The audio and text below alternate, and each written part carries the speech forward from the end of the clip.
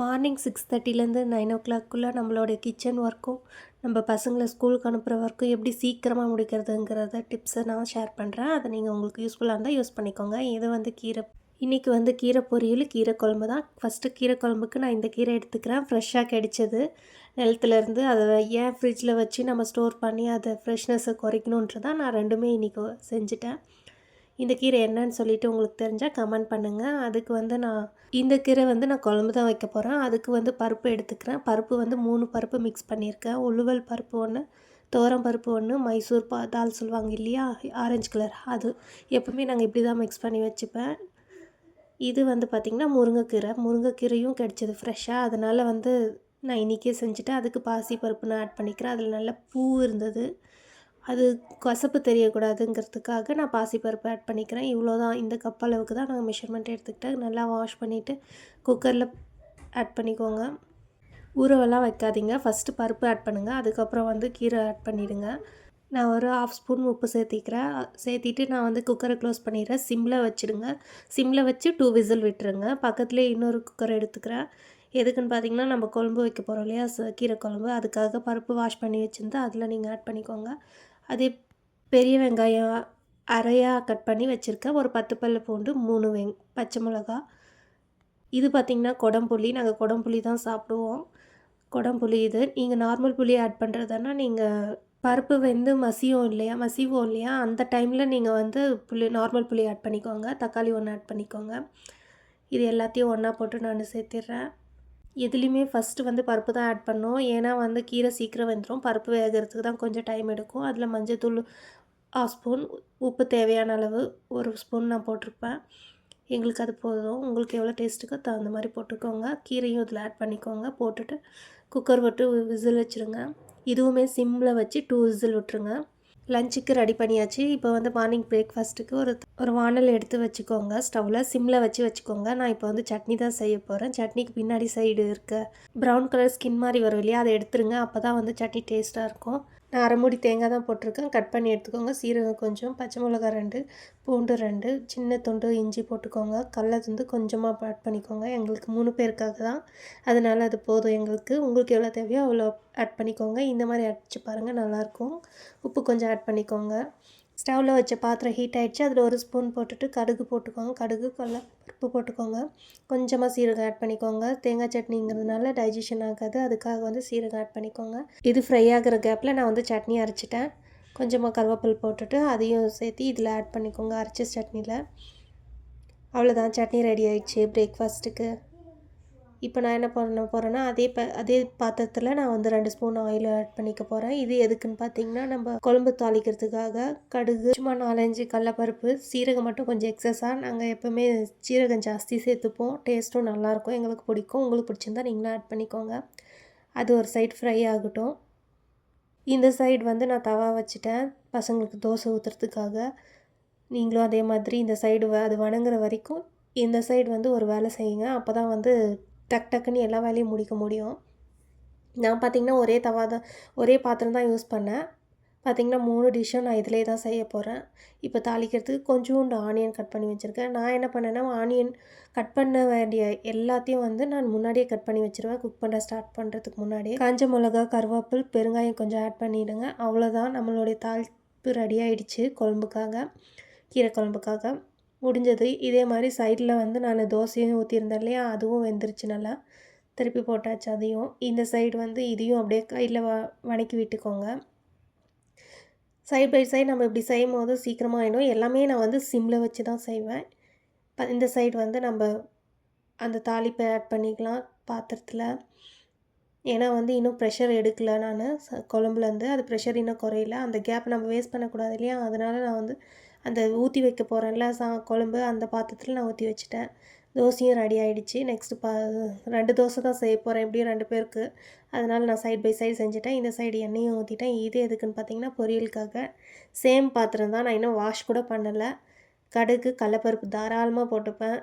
ஏன்னா கீரை பொரியலுக்கு நல்லாயிருக்கும். பூண்டு ரொம்ப வேண்டாம், ஒரு 10 பல் பூண்டு ஆட் பண்ணிக்கோங்க. ஆனியன் வந்து ஒரு அரை ஆனியன் ஆட் பண்ணிக்கோங்க. நான் என்னுடைய இதுக்கு போதும் எங்களுக்கு. உங்களுக்கு நீங்கள் எக்ஸஸாக போடுறீங்க அப்படின்னா உங்களுக்கு தகுந்த மாதிரி ஆட் பண்ணிக்கோங்க. கருவேப்பிலை கொஞ்சம் போட்டு வணக்கிக்கோங்க. சிம்மில் தான் நான் எல்லாமே வச்சு செய்வேன். அதை மட்டும் மறந்துடாதீங்க. இந்த சைடு தோசை சட்னி ரெடி ஆகிடுச்சு. ஒரு பக்கம் இது வணங்கிட்டு இருக்கிறது சிம்லேயே தான் வணங்கிட்டு இருக்குது.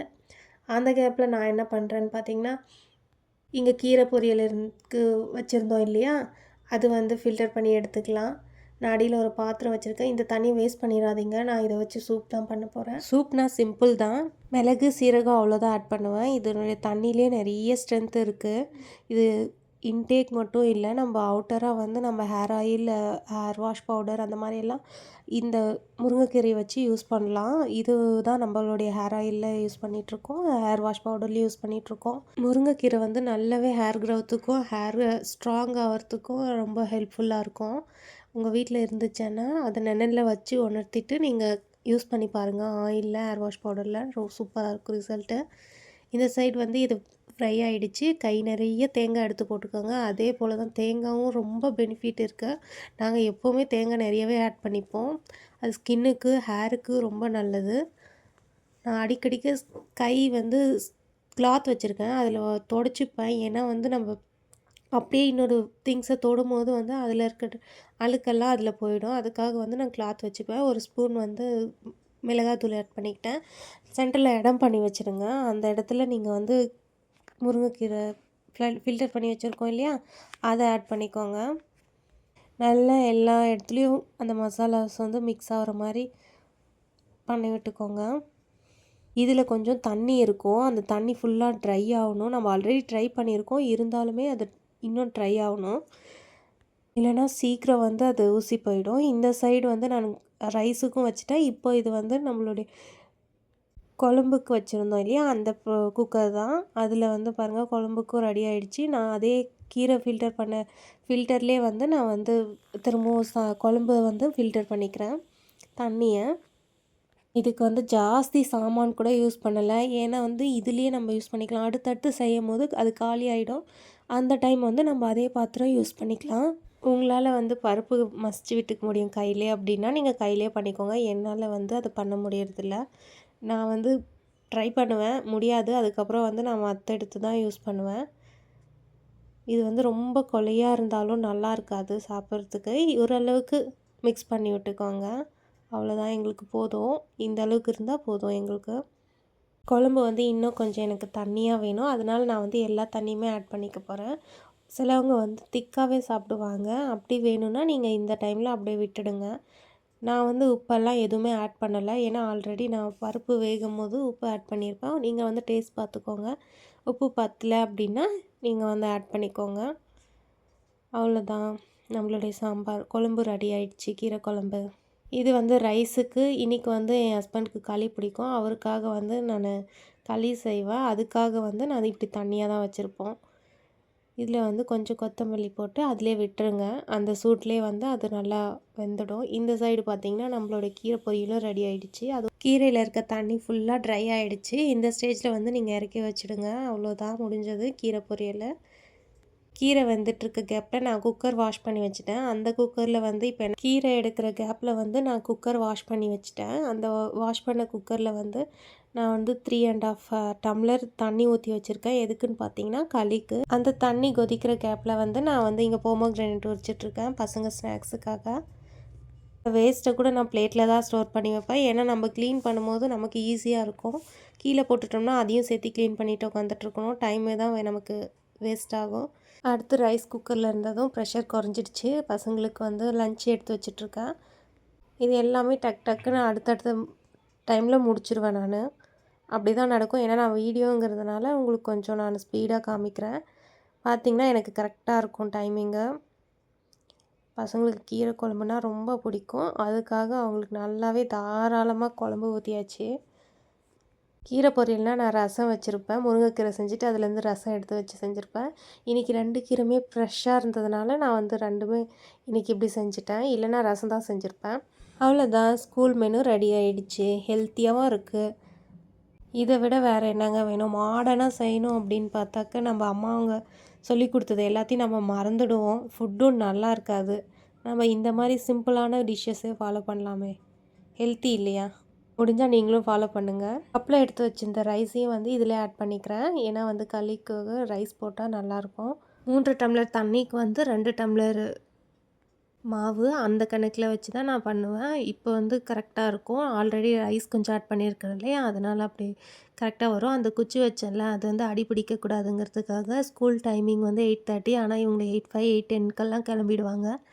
அவ்வளோதான், பசங்களும் ஸ்கூல் கிளம்பியாச்சு. நம்ம வந்து எக்ஸஸாக வந்து களி தான் செஞ்சுருக்கோம். அது வந்து கீரை குழம்பு அப்படிங்கிறதுனால தான். இப்போ இன்னும் களி வேகலை, கொஞ்சம் ஒயிட்டாகவே இருக்குது. அந்த கேப்பில் நான் என்ன பண்ணுறேன்னா, இங்கே தண்ணி எடுத்து வச்சுருந்தோம் இல்லையா முருங்கைக்கீரைக்கு தண்ணி, இதில் வந்து மிளகு, சீரகம் 1/2 ஸ்பூன் போட்டு கொத்தமல்லி, கருவேப்பிலை ஆட் பண்ணிக்கிறேன். அவ்வளோதான், மிக்ஸ் பண்ணி வச்சுருவேன். அது கொஞ்சம் நேரம் ஊறிச்சேன்னா அதுக்கப்புறம் குடிக்கும்போது நல்லாவே ஹெல்த்தியாக இருக்கும். டேஸ்ட்டும் நல்லாயிருக்கும். அவ்வளோதான், கிச்சன் வந்து இந்த மாதிரி தான் இருக்குது. ஆல்ரெடி க்ளீனாக தான் இருக்கும். ஏன்னா வந்து நான் எல்லாத்தையும் வந்து அப்பப்போ எடுத்து போட்டுடுவேன் வேஸ்ட்டெல்லாம். அதனால் க்ளீனாக தான் இருக்கும். கீரை தண்ணி வச்சுருந்த பாத்திரம் மட்டும் எக்ஸஸாக இருந்துச்சு. மீதி எல்லாமே சிங்கில் வச்சாச்சு. இவ்வளோ தான் என்னுடைய வெசல் வாஷ் இன்னைக்கு. எல்லாமே வந்து நான் பாத்திரத்துக்கு, சின்ன பாத்திரத்துக்கு மாற்றிட்டேன். நானும் என் ஹஸ்பண்ட் மட்டும் தான் சாப்பிட்ணும்.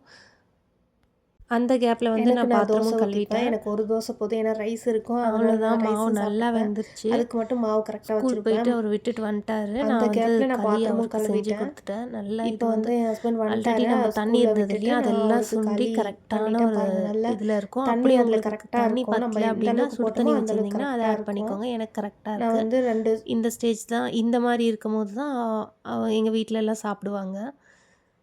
கொஞ்சம் லிக்விடாக இருக்க மாதிரி இருக்கணும். ஒரு சிலர் வந்து கொஞ்சம் கட்டியாக சாப்பிடுவாங்க. எங்களது வந்து அப்படியும் இருக்காது, ரஃப்பாகவும் இருக்காது, சாஃப்டாக தான் இருக்கும். பாருங்கள், இந்த மாதிரி தான் இருக்கும். என்னால் கையில் வந்து உருட்ட முடியாது களி. அதனால் வந்து நான் ஒரு கப்பு வச்சுப்பேன். இது ஆல்ரெடி நான் ரைஸ் போட்டு வச்சுருந்தேன் இல்லையா, அந்த கப் தான். பாருங்கள், அவ்வளோதான், களி ரெடி ஆயிடுச்சு. பிளேட்டில் லைட்டாக தண்ணி ஊற்றிட்டு இது சென்டரில் வந்து குழம்பு ஊற்றி சாப்பிட்றதுக்காக அப்படி பண்ணிவார். நானும் அப்படி பண்ணி வச்சுட்டேன். சூடில் பண்ணும்போது ஈஸியாக இருக்கும். அதனால் அவ்வளோதான், நம்ம களியும் ரெடி ஆயிடுச்சு. எல்லா வேலையும் முடிஞ்சது. இப்போ எனக்கு மட்டும்தான் தோசை செய்யணும் நான். எனக்கு ஒரு தோசை இருந்தால் போதும். அதனால் நான் ஒரு தோசை அளவுக்கு தான் மாவே எடுத்து வச்சுருந்தேன். ஆல்ரெடி பசங்களுக்கு செஞ்சுட்டு எக்ஸஸாக இருந்ததை அப்படியே வச்சுக்கிட்டேன். எனக்கு ஒன்று போதும், ஏன்னா ரைஸ் இருக்குது இல்லையா, அதனால் வந்து நான் அதை சாப்பிட்டுப்பேன். முடிஞ்சது. சைட் பை சைட் க்ளீனும் பண்ணிட்டேன். இப்போ வந்து வெசலில் பார்த்திங்கன்னா நம்ம தோசை செஞ்ச பாத்திரமும் களி செஞ்சோம் இல்லையா, அந்த பாத்திரம் மட்டும்தான் இருக்கும். இப்படி நீங்கள் டைமை சேவ் பண்ணிக்கலாம். என்னுடைய வீடியோஸ் பார்த்து இப்போ உங்களுக்கு ஏதாவது ஒரு ஐடியா கிடச்சிருந்தா எனக்கு கமெண்ட் பண்ணுங்கள். 9:00 என்னுடைய ஒர்க்கு எல்லாமே முடிஞ்சிடும். இதனால வந்து என்ன ஆகுதுன்னா, நான் கரெக்டான டைமிங்க்கு சாப்பிடுவேன், கரெக்டான டைமிங்க்கு தூங்கி வந்திருப்பேன். ஃபஸ்ட்டு எனக்கு ரொம்பவே கஷ்டமாக தான் இருந்துச்சு ஃபாலோ பண்ணுறதுக்கு. நான் எனக்குன்னு ஒரு ஷெடியூல் வச்சுருப்பேன். 3:30க்கு தான் என்னுடைய ஷெடியூல் ஸ்டார்ட் ஆகுது.